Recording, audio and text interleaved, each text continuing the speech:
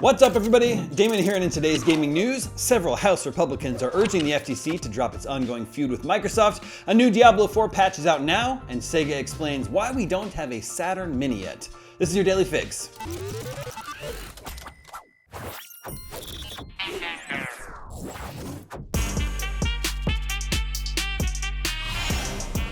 Several House Republicans in the U.S. House of Representatives have composed a letter to the Federal Trade Commission, FTC, urging the regulator to drop its ongoing legal feud with Microsoft regarding the proposed acquisition of Activision Blizzard.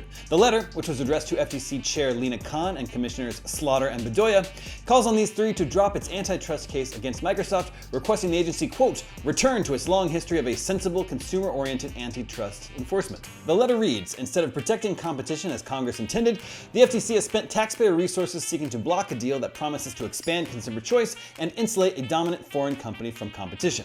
Last week, the FTC was denied a preliminary injunction that it tried to get to prevent Microsoft from closing its deal to acquire Activision Blizzard.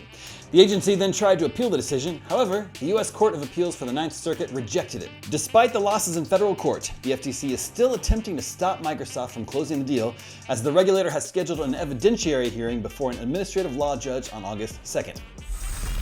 I'm not sure why the FTC is trying so hard to stop this deal, but we'll see how the August 2nd hearing goes. Moving on, with Diablo IV Season 1 nearly upon us, Blizzard has released a hefty, nearly 9 GB patch featuring balance changes to classes, unique items, and more. Patch 1.1.0a, which is intended to prepare for the upcoming season of the Malignant, introduces a number of gameplay changes, such as making Altars of Lilith unlocks account-wide. It also heavily rebalances some of the classes, most notably the Sorceress, which is getting a heavy nerf to the Devouring Blaze skill that is critical to many of their builds.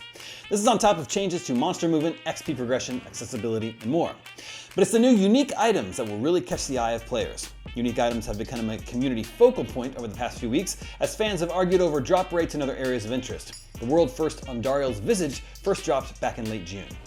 The patch arrives just ahead of the anticipated release of Diablo Season 1, which is set to commence on July 20th. In addition to the Battle Pass, Season of the Malignant will feature new mechanics, a new boss, and lots more. We'll have much more on it at launch.